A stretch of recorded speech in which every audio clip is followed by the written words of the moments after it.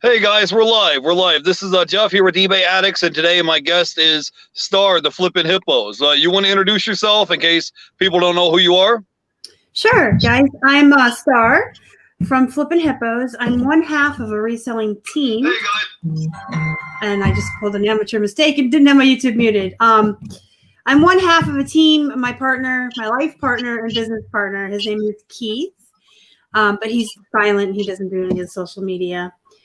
Together, we both do this full time, and we sell on eBay, Amazon, Poshmark, Grailed, Macari, Bonanza, and locally. And we have a YouTube channel and a Facebook group. And I guess I'm most well known for selling plush. I am referred to as the plushy queen, and I do a lot of plush and jeans. And Keith does all of our electronics and men's clothing. Awesome. So you guys sell on Amazon as well, or no? He does. He deals with that. So awesome. I'm not like, I don't really know that much about it. I have no desire to learn it. It's actually kind of scary to me. I try to stick to Posh and eBay. Okay, cool. I'm just going to acknowledge some of the guys in the chat. We got a bearded veteran here today, American Made. Hey, Wendy, how you doing? And Joey, how you doing, Joey? Oh, thanks for stopping by. We're live with our guest, Flippin Hippos. So if you have any questions or you have anything you would like to bring up in the show, just drop questions down in the chat below, and we'll get to it.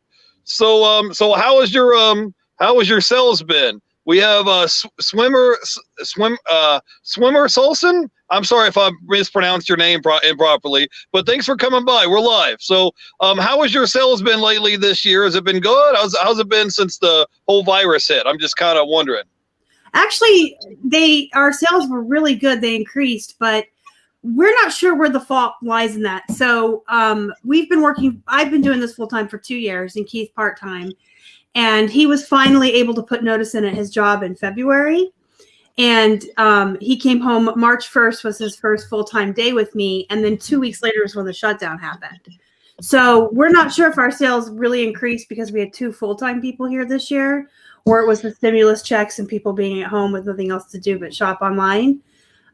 So our sales are this year better than ever before. But is it because he's here? Is it a combination? The last couple of weeks, they've kind of been going downhill, and we had a really poopy. If you don't watch my channel, I use the word poop a lot. We had a poop weekend. It was terrible. And this week, they're kind of down. But I can say that in years past, that's been the trend, like the last week of August and the last week of September. They'll be really low, and then they'll pick back up as we come into October. Awesome. So you guys are located up in Pennsylvania, right? What area are you at? We're near Pittsburgh. Pittsburgh. Okay, I was going to say that. So how are things going up there, and how is your health? How have you been feeling? Oh, we're fine. Things here are still pretty locked down. We have one of the governors that wants to keep the lockdown until there's a vaccine. So everywhere is still pretty low capacity here. Hasn't really affected us too much, though, because we're pretty reclusive. We're pretty hermits. We go out to source into the post office each day and order our food. You know what I mean? We order our food in, and we like to stay at home. We're homebodies. So yeah, I was watching your live stream yesterday. I stopped by and hung out for a little bit. So tell me, where do you like to go sourcing at? And I know you're famous for sourcing plush items. What type of items do you like to go sourcing? What do you look for when you're out sourcing? And is there certain thrift stores or yard sales or Goodwills? Like, where do you like to go sourcing at? We have a Goodwill that's close to us that has a 50-cent bin of plush. And a couple years ago, I found it, and it looked like that was where they were putting the ones they were trying to get rid of. But I built relationships with the employees there, and I got to know them. And so the girls will put all the plush, or a lot of the good plush, in there. And they kind of have learned what to look for. So I love going there because there's 50-cent plush, and the girls will put Disney plush in there for me and video game plushies. But they're the only Goodwill in the area. Let me like asterisk that, because a lot of people say you're so lucky that you have 50-cent plush, but it's only the one Goodwill. If you go to any of the other Goodwills around here, the Disney plush start at like $8.99, $9.99. They're like ridiculously priced. So it's just the one that's closest to us. I like going to. We didn't go to any yard sales or church sales this year because there weren't really in our area. Like I said, we're still pretty shut down. But years past, I really like church sales. The beautiful part of selling plush is folks don't know they're worth money, right? So most people think plushies are trash or garbage. They think they're not worth anything. So when you go to yard sales or church sales, they'll just have them thrown in a bin and they'll say a quarter a piece or fill a bag for $1 because they don't know they're worth anything. So you can go to these sales and just come home with tons of them. Yeah, I was going to say, I think I've watched one of your videos, one of your shows before, where you said you went to a church sale or a yard sale and got a whole bag for like $5, you know. So yep. I got one time over 100 Disney and Hard Rock Cafe bears and Disney plush. I can't remember what else the guy had, but he had this whole yard full, and I filled up like a refrigerator box is what he ended up bringing out and shoving them all in, and it ended up being like maybe $20-25 for over 100 plush. So that's nice. Yeah, if you can get items cheap enough. My thing is I like to sell a lot of DVDs and Blu-rays and video games. And like, for example, I just went yesterday to the pawn shop and I got some DVDs for like 25 cents a piece, still new in the shrink wrap. And people think, oh, well, they have these new streaming services, they're not worth anything. No, they'll still sell on eBay. You know, I'll get a big wholesale lot. Like, for example, on eBay, I just won an auction. I bought 80 DVDs that were new in the shrink wrap for $47. So it breaks down to like 57 cents a piece, right? That's good. Yeah. So then they're new in the shrink wrap, so you don't have to do any cleaning, you don't have to do any type of testing, anything like that. And, you know, I don't have to worry about nothing being scratched up or damaged. And I'll just buy a big wholesale lot and sell them all off individually and sell them all for at least, you know, $10 a piece on up, you know. Some of them sell for $20. I sold one yesterday. It sold for $20, you know, and I paid like 50 cents for it. So yeah, I definitely understand what you're saying. So can you tell everybody what's been happening with you guys lately? Because I saw you on Rockstar Flippers channel. It said you guys might be looking to relocate sometime, maybe down to Tampa. What's the update on that? So we are moving to Tampa. We were aiming for the end of this year, but I just said on my channel last night, we have some family obligations we got to take care of down here and some things we got to wrap up. COVID has made things really hard this year on a lot of us for a lot of reasons. Not like the disease itself, but things being shut down and not being able to get Salvation Army to come and get donations. And we actually found a new neighborhood too that has more land like up north of Tampa. So we want to go back one more time and check out the neighborhoods before we like make an offer, like pick a house. So we're probably looking at spring, but we are moving down there. I'm not originally from here and I don't like it here.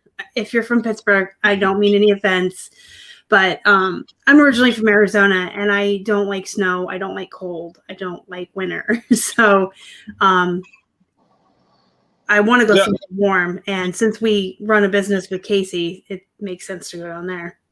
Yeah, I was going to say, you'll like it down here. The weather is warm year-round. I mean, at Christmas, we're all wearing shorts and T-shirts and flip-flops on Christmas, and it's 82 degrees out. So the weather's nice. You're not too far from the beaches here in Clearwater and St. Pete area. And I think you'll be happy down here once you guys move. We've never met in person. We've talked before a couple times on live streams, but we've never met in person before. So I think you'll like it down here in Tampa once you guys find a place. And if you don't buy a house right away, you could always maybe rent a house or an apartment for a while and sign a 6-month lease or something. And then, you know, maybe move later. You don't have to sign right when you move, you know? Right. So, we talked about that. I mean, we've been down there a lot. We go down there several times a year. We do love it there. Oh, the restaurants are great too. Let me tell you guys, if you like food or you're any kind of foodie, Tampa has some really great restaurants. Florida's just really cool. Like we went to the Universal Studios last year for Halloween. Yeah. We went to St. Augustine the year before. I really like Florida, and it's a nice change. Like I cannot handle one more. Well, I'm going to have to. I have to handle one more winter and then I'm done with it. And the thrifting down there is a lot better. And I've said this on my channel a lot. So if you're one of my viewers that followed me here and you've heard me say this and it's repeating myself, sorry, but out here I can find tons and tons and tons of bread and butter brands when it comes to like women's jeans. But whenever I have found bolo or luxury brands, it's always been when we're in a different state, typically Florida. So I think the thrifting down there is better too. Yeah, well, it's just because the weather's warm year round and you have different places you go to. They have yard sales, they have thrift stores, Goodwills, pawn shops. There's all type of places you could go sourcing at. So I just wanted to ask you a few questions. So before you became a reseller, like what type of occupation, like where was your full-time job? Where did you used to work before you started reselling, and what got you first started into reselling? Could you tell us a little bit about that? Sure, absolutely. This is probably one of my favorite stories to tell. So Go ahead. I've been in the healthcare field almost all my life. My parents were both, my mom was a nurse and my dad was the head of radiology at a hospital in Tucson, Arizona, where I'm from. And I started volunteering at the hospital when I was 14. And then I went into recreational therapy, nursing homes. I've done direct care in nursing homes and group homes, and worked with adults with Alzheimer's, adults with mental and physical disabilities. And I've pretty much done that my whole life. I've taken breaks here and there. In case you're wondering, I'm 42. So that's a lot of years. But there is such a thing as caregiver burnout, if you've ever heard nurses refer to that or anything. So I did that mostly my whole life. I took breaks here and there where I would work from home. And I was actually a content writer, a freelance writer for magazines and stuff. Yeah. But a couple years ago, it's almost 4 years now, I got hurt at work lifting one of my girls out of a van into a wheelchair. I hurt my back really bad. So now I'm disabled and I pretty much cannot work outside of the home. I'm unhireable. So in the meantime, my last year at my last job, Keith had started doing eBay part-time, and he was going to quit his job and do this full-time. And right about the time he got his eBay and stuff to make enough money, I got hurt. So I took over working full-time from home, and he did it part-time, and we worked together on that for 2 years before he could quit his job and join me. But it works out perfectly for me. We've set this whole room up for my disability. I can take photos and everything sitting down. We have all these rolly chairs all around the room, and we've catered the job to my disability. And then I can take breaks when I want. I can make my own hours. I'm not going to get fired if I have a bad day.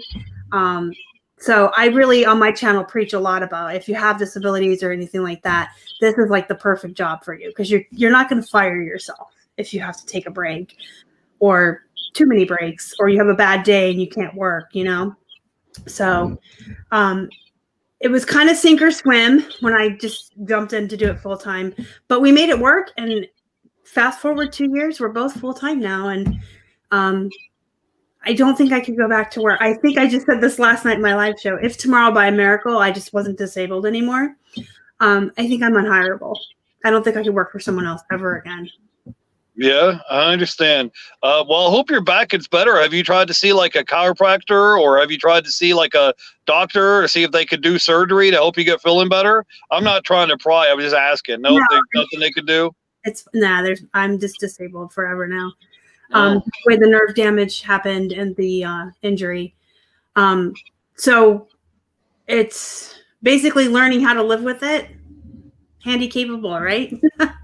All right. Well, I was just asking because I heard you say that your back was hurting. I didn't know that we were like, I just thought you like sprained it or something. So I hope you get feeling better. Yeah, I kind of work for myself when I'm not working on my 2 eBay stores. I work for a courier company, and I just drive a car, and I'm an independent contractor. So it's just an app on your phone, and you just log in whenever you want to work, and whenever you want to be off, you log off. So pretty simple. And I usually work on nights and weekends and holidays, and I work like in the middle of the night at like 2 o'clock in the morning and do out of town runs from here to Orlando or Gainesville, or go to Fort Myers, or sometimes I'll go to Melbourne and come back. And that's pretty simple. And then, they cut you a check every week because, I'm about having multiple streams of income. If you don't make sales that week or that month, you still got to eat. You still got bills to pay, So that's the thing, because sometimes eBay will be glitching and you'll have issues with it, and it's good to have multiple streams of income. So yeah, hopefully whenever you guys decide to move down to Tampa, I'm sure we'll run into each other sooner or later. I was just talking before the stream started. We had eBay up front this year, and I got to hang out with Rockstar Flipper and Rally Roots, and they had a presentation. The vice president came and spoke, and they had a big presentation. So I'm sure we'll run into each other when whenever you move down here. That'll be nice. So So wait a second. I got a question. I always thought that you and Keith had the same eBay store. You guys have two separate eBay stores? No, we own the business together. But I'm saying, is it one eBay store? Or do you guys have two eBay stores? Is what I'm saying. One eBay store. That's public, I should say. Oh, okay. I was gonna, because you said earlier, you said that he does like the electronics and things, and you do more like plush. So I was asking, I was like, it's like, do you guys have one or two eBay stores? I'm just curious because I have two eBay stores because I have like DVDs, Blu-rays, and video games and stuff in one eBay store because I want to try to have a brand and have repeat customers come back. And then I have like a second eBay store that I put miscellaneous items. Let's say I bought a TV remote or a necktie or just something that was miscellaneous, you know? So no, we have one public that has 2,200 listings in it, and I list all the jeans and plush, and he lists all the men's clothes, and then he's in charge of Grailed and Amazon, and I'm in charge of Mercari and Poshmark, but he does help me with the sharing. And Bonanza is, if you don't know what Bonanza is, y'all, you need to get it. You literally sync it, set it, and forget it to your eBay. And if you make a sale on eBay, it falls off of Bonanza automatically. And if you make a sale on Bonanza, it falls off of eBay automatically. The only downfall is Bonanza is slower than a snail race in molasses. You'll get like 3 extra sales a year, maybe 4 during Q4. But it's another stream of income, and it's extra money you didn't have, and you don't have to put any work into it. You literally just sync it to your eBay. yeah, that sounds good. Can you repeat that in case somebody in the chat wants to check it out again? It's called Bonanza. And I actually self-plug real quick. If you can't figure out how to set it up on my channel, Flippin Hippos, I have like a 3-minute screen share video showing folks how to sync it and set it up. But you literally set it once and you can walk away and you'll get a couple of sales here and there, but it's just some extra income coming in that no one has to list or cross post to. But yeah, we have one eBay store that's public. And we have some things that we don't show, but I've always said if you're any type of person on YouTube or social media, it's sometimes wise to have a private store or a private Amazon where you can sell just in case, because you never know who's going to be a hater or do something. You know what I mean? Yeah, I understand. Yeah, that happens. Yeah, I have both my eBay stores I have listed publicly right now if people wanted to check it out. Just because when I do what sold videos, I want to be able to be transparent. If they're like, hey, he said he sold this video game for $30, they can see that it's sold for that price. You know, I just try to be transparent. If I say, hey, I bought this video game at the pawn shop for $1 and it sold for $50, I'll take you guys with me to the pawn shop. Show you where I bought it, showed you how much I paid for it, showed you how much it sold for, you know. So I try to be transparent as I can to try to help other people out as well. So how did you first learn about reselling? You said, I heard that you transitioned from your job into reselling, but were you watching YouTube videos or how did you first learn about it? Did your parents tell you about it or how did that go? Well, it was Keith's store. He built this up for himself. He was going to quit his job and do it full time. And then when I got injured and I couldn't work, I just took over. He taught me. Okay. He actually discovered it because he was online just looking. I think he was just looking for information on a business license or something because we were interested in maybe opening a brick and mortar here with collectibles because we're huge nerds if the shirt didn't give it away. And he stumbled across one of Casey's videos and then they became friends and then he just started doing it on his own. Yeah, that's good. How long have you and Rockstar Flipper been friends? A couple of years now? It's the end of 2020, so 3, 4. Okay, cool. Yeah, we have a mutual friend in Rockstar Flipper, so that's why I brought it up. So anyway, what is your plans getting ready for Q4 coming up? Are you going to be listing more items? I mean, what is your plan or strategy with Q4 ramping up? I usually start getting ready in August. Actually, I usually start getting ready in the spring. So in the spring, we always do an inventory check. We have over 2,200 items in our eBay store. So we always go through our inventory in the spring and make sure that everything's still listed. You probably know the magic elves that take your listings away. Yeah. Drop off and disappear. So we usually go through our inventory in the spring and just make sure nothing fell off. And then we go and look at our inventory and we just try to look at what's poop and take it out of our store. If that means if it's been there too long or if it's just something we picked up that was a mistake, because we're still learning too. Years later, you can still be learning. I mean, I think everyone's always learning, but we'll take the poop out of our store. We'll double check our inventory. And then around August, we ramp up and we'll double down on how many listings we're doing a day to try to get as many as we can on all the platforms. I use List Perfectly to cross post because they have bulk. So I can like select 30 items and 3 platforms, and it'll pop up 90 tabs, and you can just boop, boop, boop, boop, just go across real quick. So that's pretty much it. We just make sure that our inventory is organized and we have a shipping station ready to go, because you're shipping extra, you want to be organized. And we list extra, and we this year we bought a ton of wholesale stuff. So we haven't really been thrifting since the shutdown. I should say that. We've been a couple of times, but not a lot. What we've been doing is using our contacts that we've made through the reselling community. And I bought a couple wholesale lots of plush. We've been buying out people's stores that are getting out of clothing. They just want to sell their clothes off so they can focus on hard goods. So we've been just stockpiling our gas pile. That's pretty much it. Right. Somebody in the chat, Greg, he wanted to know, Star, what is your biggest highest dollar flip on eBay? Hey, Greg. Greg's actually the person I bought one of my wholesale lots from. Give him a small shout out. Oh yeah, he says he loves today's guest. Hey, you're welcome. Yeah, it's funny because we run into each other occasionally online from time to time, but I haven't really got a chance to sit down and talk one-on-one in a long time. So yeah, thanks for coming by, Greg. I appreciate you. I agree with Bearded Veteran that he doesn't like dealing with the public and the traffic and the masks and the stores. And like I said, we haven't really. I mean, Pennsylvania has been really slow about opening up. So we just really haven't been sourcing this year. We've done a lot of wholesale.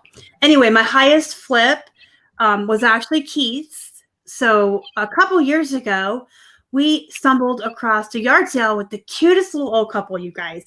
You guys, they were in rocking chairs in their driveway, holding hands and rocking. They were so stinking cute. I used to work in nursing homes, so I love the elderly. But they had all these old newspapers out from the moon landing and JFK and stuff. And they had these really old antique Polaroids. And they only wanted like $20 a Polaroid. So Keith bought them out.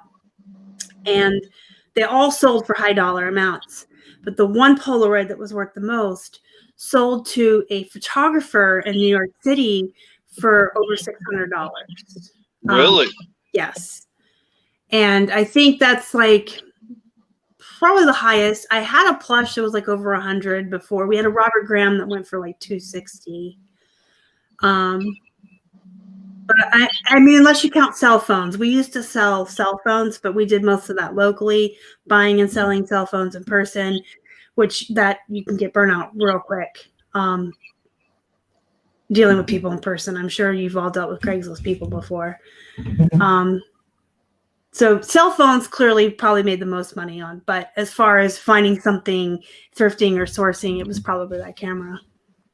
All right. Now, I'm going to kind of put you on the spot here because I saw some of your videos lately. Can you give us some advice if someone is a part-time eBay seller and they want to make full-time money? Can you give us like maybe 3 or 4 tips that would help somebody to transition? Let's say they're making, I don't know, let's say they're making $1,000 a month and they want to get to the point where they're making 5 or 10 grand a month in sales on eBay. Could you give someone some tips or advice on how to do that? Sure. The first thing is you're going to have to list more. I mean, that's obvious. You're going to have to figure out your average sale price and then your average profit price, because our average sale price could be the same. But if I'm paying 50 cents cost of goods and you're paying $1, I'm making more profits than you, right? So you have to figure out what your cost of goods is and then your average sale price. And let's say your average sale price is 10 and your average profits is 50%. So, sorry, 20. I meant to say 20 so that your average profit is 10. So if your average sale price is 20 and you make about 50% after fees, shipping, cost of goods, and you can say pretty steadily, I make $10 per item, and you want to increase your sales by from 1,000 to 5,000 a month, that's gross, right? See, I'm talking net and gross. I always do this. I'm sorry, guys. Let me get a calculator and be smart. So if you want to sell $5,000 worth of stuff and you know your average sale price is 20, you're going to have to sell 250 items a month. And that's 8 per day. If you're doing used clothing, which is about 0.5% sell-through rate, you're going to have anywhere from 1,500 to 2,000 listings. Once you know that, then you can say, well, if I want to build it up and you have 1,000 listings, you know you need to get 1,000 more, and you want to do it in, say, a month, you're going to have to list 33 things a day. But if you want to do it in 2 months or you want a smaller goal, you can list 15 things a day, etc. But I do recommend, if you're ramping up to go full-time from a full-time job, I'm a huge proponent and fan of Dave Ramsey, as most of you know. You want to have a savings account of at least 6 months to a year of all your expenses, not just your bills. Figure out what you spend on groceries, gas, eating out, everything. So you have an entire 6-month fund of what you do. Yeah. Once you have that, then you have to replace your income. That's just your emergency fund. Then you have to replace your income. But I always tell people you want to make 2 times at eBay what you make at your job, because you're not just replacing your income to pay your bills and live your life. You're also going to have money for overhead, like eBay store subscription fees, if you buy a printer, things like that. But you're also going to have to reinvest, and that's the number 2 tip. You're going to have to list more, and you have to reinvest your capital and get more inventory. I was getting ready to say the same thing. I was going to say, don't forget that you have to have money to reinvest to buy more merchandise, because you might start off hot and start making some sales, but if you don't take the money and reinvest it back into buying more merchandise, your sales will start to drop off because you won't have as many items listed. Fundamentals of side hustling. Hey, hello. We're live right now with Star the Flippin Hippos. So if you guys have questions, go ahead and drop it in the chat. So they need to list more items. They need to reinvest their money. They need to have money set aside for an emergency fund, right? And anything else you could think of? They need to have a good routine. And I think that's the most important. You need to have an absolute good routine. I teach about bullet journals on my channel and routines and to-do lists. If you can't get yourself to where you're getting out of bed and working every day, you're probably going to have to go back to work because you're not making money. Yeah, I think it's good to either have some type of an accountability board or accountability partner. Like, for example, today I listed 150 items today on eBay, so, but if you don't have, what I do is I have a calendar on my phone, and my goal is to try to list 100 items every day, right? That's what I try to do. So every day I know it sounds stupid, but I'll type in on my calendar and say, listed 100 items on eBay or whatever it is. If I only listed 75 or 80, then I need to make it up the next day. But you need to have some kind of way you can track your numbers of how much work you're doing every day. I don't know if that makes sense, but think about it. If you're working at a job and you're punching a time clock, you're tracking the time you clocked in and the time you punched out, right? So you want to have some kind of way where you can track how many items you're listing in your store, and then you can kind of look and see, okay, well, how many items do I have listed? How many are selling? What's my sell-through rate? What's my click-through rate? You can track your numbers a little bit better. Yep, I have a bullet journal, but it's the same basic principle. I put ticks on each day in my calendar of how many I list. But the routines is important too, because if you don't get into a routine, like you said, when you go to a job, you have to clock in and clock out. You have to do this with this as well. You get to make your own schedule. If you want to sleep till noon and work till 3 in the morning, you can. But you still have to put in the hours. You have to put in the work. You have to have that accountability. I recommend to-do lists. And make one every night for the next day. Everything you have to do. Wake up, take my vitamin, feed the dog, take the kids to the bus, whatever your life is that you work in around your eBay job. But you have to list every day. I think that's the most important. And it is easy to get burnt out. I saw someone mention that in the chat. But I would rather list every single day and kind of feel frazzled and burnt out to build my own lifestyle and my own dreams than go to a job and work for someone else to build the executives upstairs dreams. So it's a trade-off. You're going to work longer and harder for yourself than you ever did for anyone else, but you're also working towards your dreams. And any extra money you make is for your bills, your debts, your vacations, your house, whatever. So Yeah. Go ahead. Go ahead. I was going to say you need to find a time or an area where you have like a little work area. Like me, what I do, I just have a little spot where I can shut my door. I like to listen in the middle of the night, at like midnight, 1 o'clock in the morning. No one's calling me. No one's texting me. I can just shut the door in my workroom and just list items. No one's calling me. No one's texting me. I'm not, watching a TV show. You just get into your zone and just start listing items and knock it out. Because that's just what I do. I'm a night person.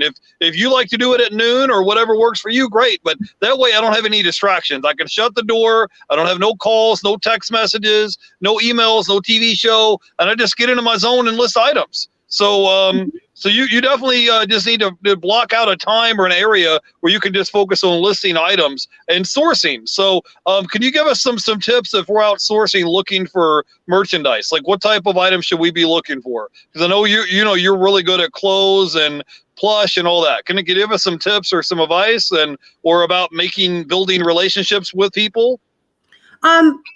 Yeah, sure. So if you're looking for plush, the best advice I can give you if you're looking for plushies is to check their little tushy tags. And if you don't know what a tushy tag is, let me see if Hannah has one.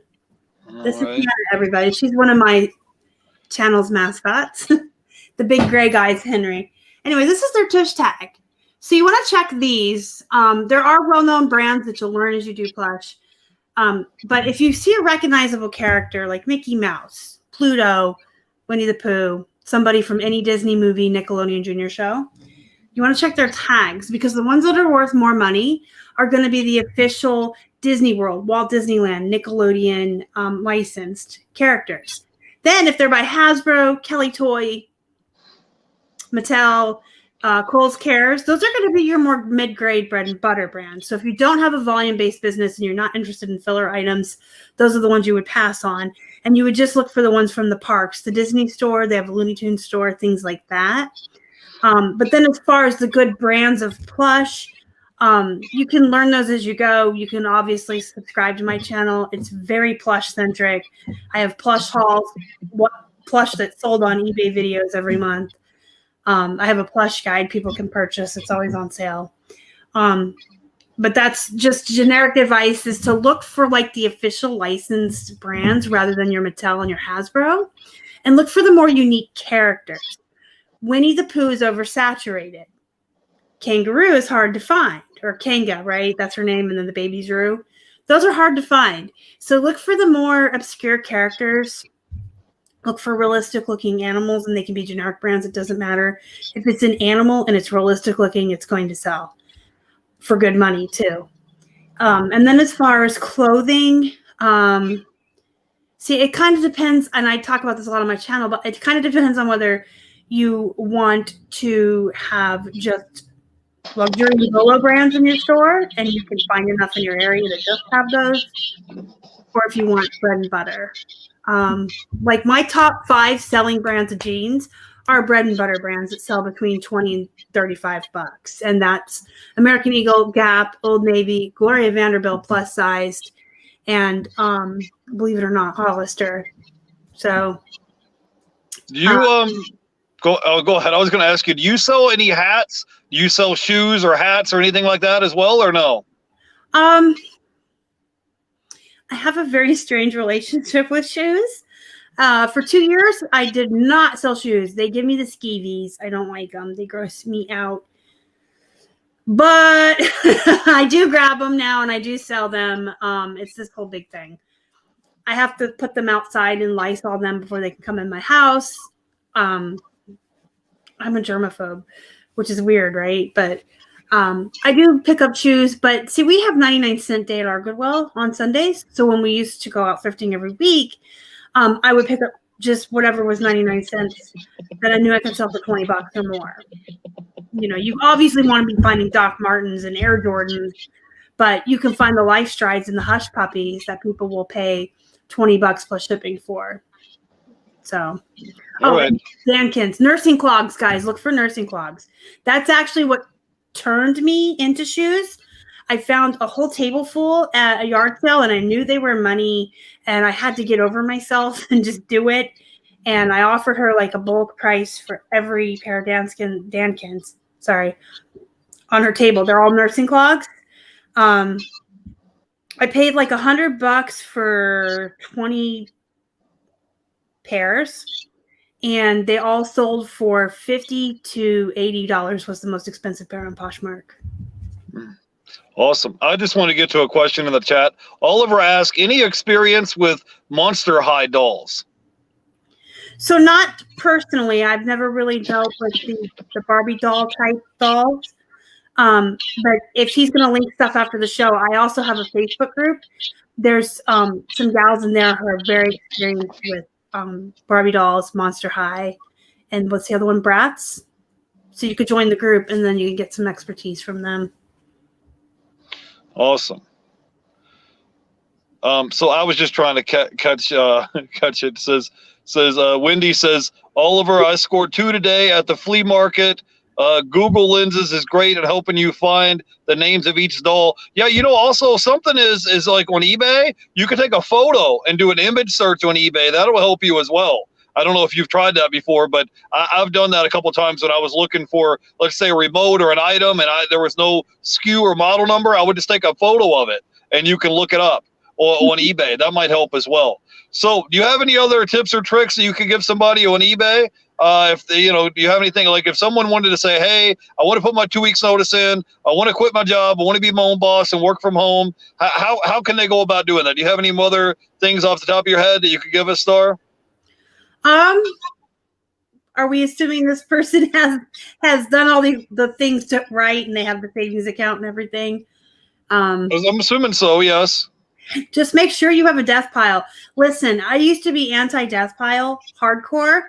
And ironically enough, at the beginning of this year and the very end of 2019, Keith and I didn't source for 5 whole months. And we went through all of our death piles and our inventory and got everything in our house listed. And then we got to go out sourcing for 2 whole weeks before the shutdown.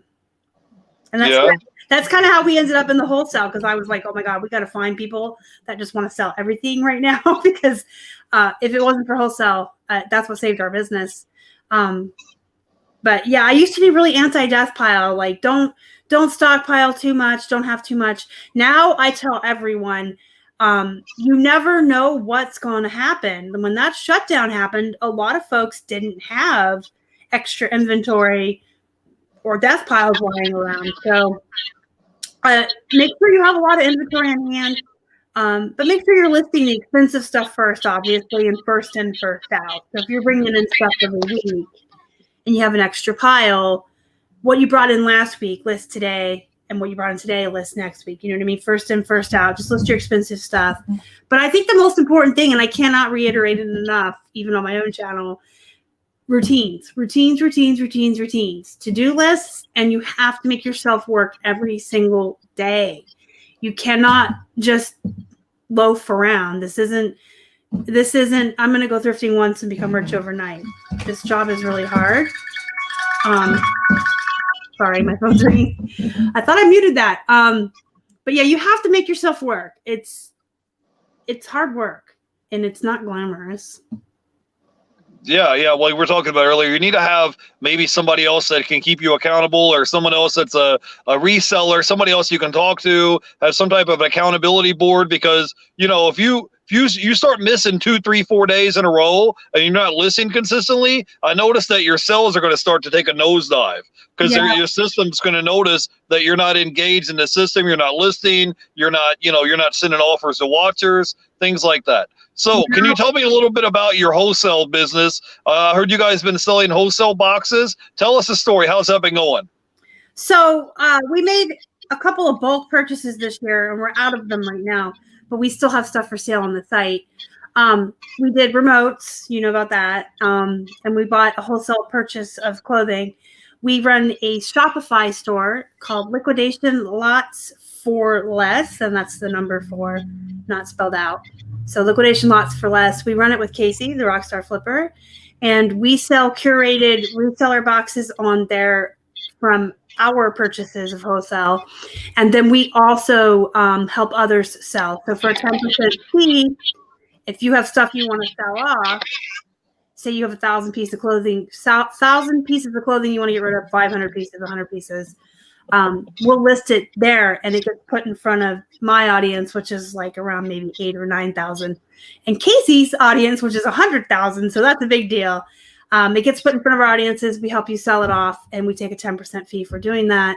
Most people see turnaround real fast if you have your stuff priced right. You have to remember that you're selling your stuff to another reseller. So you're not going to get eBay. If you want eBay prices, you're going to have to list it one by one. But if you just want to sell your stuff off wholesale, or if you're looking to buy wholesale, if you need inventory, you can go to the website and peruse it. And there's everything on there, from clothes and remotes, hard goods, electronics.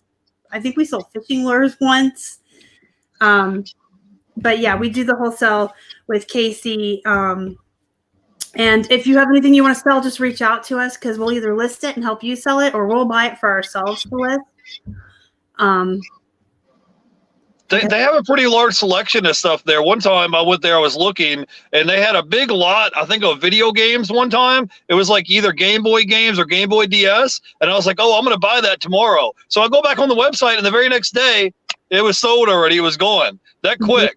So, and I think it was like, yeah, if I would have bought it, I would have got these video games for like 50 cents a piece and then just pay for shipping. So they do have, if you guys are looking for wholesale lots, or if you want to find a way to get more merchandise, they have a Shopify store that you can go to and check it out. If you want to buy some wholesale lots, and it'll show up right at your door. And, you don't have to go out, sourcing. It just shows up at your front door. So, yep, or if you're looking to get rid, if you're looking to get out of clothes, or, you want to get rid of your stuff, we can help you sell it too. So either way, you can email liquidation lots for less. That's not like a hard mouthful to remember. Flippin Hippos help at gmail.com is easier to remember. Yeah, I just wanted to say hi to some of the people in the chat. Hey, Nana, thanks for stopping by. We got Vintage Vagabonds. Thanks for coming by.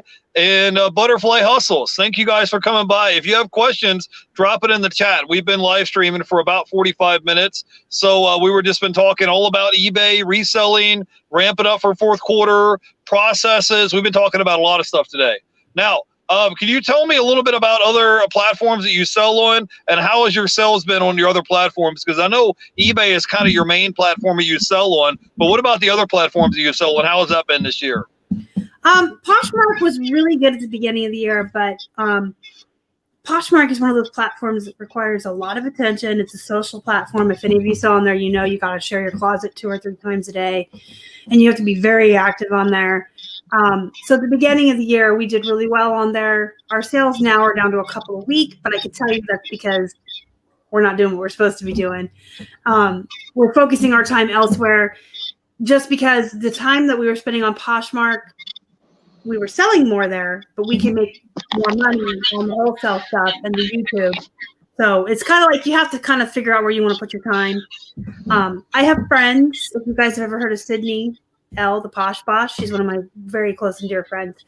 She makes a full-time living on just Poshmark, no eBay. So it is possible, but you have to be able to share a lot. And I kind of feel like Posh is my redheaded stepchild. Whenever I need extra time in the day for other stuff, it's the one I ignore. But sales are still coming in. So even when you treat it like a set it and forget it kind of platform, you'll still sell a couple things every week. I do still send out offers and stuff. Mercari, I've never really had great success there. I know some folks do. I never have. I just put my plush over there, and I'll sell a couple every week. Amazon's okay. And Grailed is really slow, but that's like a newer platform that we've just gotten into. And I don't even think it's that old. It's just for men's fashion, by the way. And yeah, as far as like continuing to cross post on the platforms that are slow, I think I mentioned I use List Perfectly. So for me, it takes like literally 2 seconds to set up. They have a bulk editor. I have a video on my channel. When you leave my channel, if you want to search it for List Perfectly, I had their CMO, Chief Marketing Officer, on my channel, and we did a demonstration. But basically, you would bulk select, say, 10 plush, and then you could pick Mercari and Poshmark. So it would pop up 20 tabs. You go grab a cup of coffee, you come back, your 20 tabs are set up. You just double check the listings, and you make them go live. So you can cross post 10, 20, 50 things in like 10 minutes. So I do cross post every day, but I don't focus on the other platforms the way I do eBay. Awesome. So, can you tell me a little bit about what are some of your goals for next year for 2021? So I heard you guys are looking at moving. I know you got your wholesale business, you got your eBay store. Tell me what are some of your goals or some of your projects that you have coming up next year for 2021? Because you already said this year, 2020 has been the year of the poop, right? That's what you call it, right? Well, it's the year of the poop. Yeah, it is the year of the poop. Right. Yeah, that's what she calls it on her channel. So I'm just rolling with that. Go ahead. Yeah, I call everything poop. It's the year of the poop, but it wasn't the year of the poop for our business, honestly. This right before the shutdown was when we turned a corner in our business, and Keith was able to, give his notice and say, I work for myself. He quit his job. Then everything happened. But we really scaled up a ton of bunch. That's another one of my words, guys. Ton of bunch. We scaled up a ton of bunch this year. We started the wholesale business. We brought Keith home. So it's actually been a really good year for our business, as much of poop as it has been for the rest of the world as far as C-19 and stuff. But for 2021, we would like to move to Florida. We're going to. I kind of wanted to aim for the end of the year, the beginning of the year, but I don't know that that's going to happen. So that'll be the spring. We're going to buy a house. We're going to get a warehouse and scale up a little bit more on the wholesale with Casey. And I would like to reach 10,000 subscribers on my YouTube and Instagram. Well, you'll get there. It just takes time. I started this year with 0 subscribers, and I think I just hit 1,300 in the past 8-9 months. So it just takes time. It just doesn't happen overnight. But that'd be awesome. I'd have to come by and check out your warehouse whenever you guys get a wholesale warehouse. That sounds nice. I'd come by and check it out. Wendy just asked a question. Are you concerned at all that using List Perfectly is against the rules on most platforms since it's a third-party app? It is not a third-party app. It is an extension on your Chrome. That's how you get around it. Okay, cool. So I should add, it's not an app. It's an extension you add to your Chrome. It doesn't require any login information for any of your platforms. It's literally a copy and paste extension. So it takes the information from your eBay window and copy and paste it into another window. I met both of the CEOs, the 2 girls that started the company, Amanda and Clara. I met them at eBay Open. I want to say 2019, but it may have been 2018 in Vegas. Yeah. And, that was my concern. I said, how are you getting around the fact that the owner of Poshmark doesn't want third-party apps? And they explained everything to us. And I've done a ton of videos on my channel about it. But it's literally just an extension that you download on Google Chrome. And it just is doing the copy paste for you and grabbing your photos and moving them for you. That's all it does. It's not an app. All right. We've been live streaming for over 45 minutes. Star, do you want to give us any of your final thoughts that you have? I'm going to link your channel down below if they want to come check your channel out. Do you have any other final thoughts that you wanted to say? I always tell people to go be productive and go make some money. Hey, that always sounds good. All right, we're talking now. All right, guys. Well, hey, thanks for hanging out. Tomorrow, we have the Primetime Treasure Hunter is going to be on the show tomorrow night at 8 o'clock. So I want to thank you guys in the chat for hanging out. Thanks, Flippin Hippos, for hanging out with me. I will definitely see you sometime. Hopefully, I'll see you here in Tampa soon. We'll go hang out. We'll go to the beach or something, right? Yeah, it'd be nice. It'll be nice to actually go look to be wintertime and there won't be no snow on the ground, right? All right. Yeah, thanks for hanging out, guys. Later. Bye. Bye.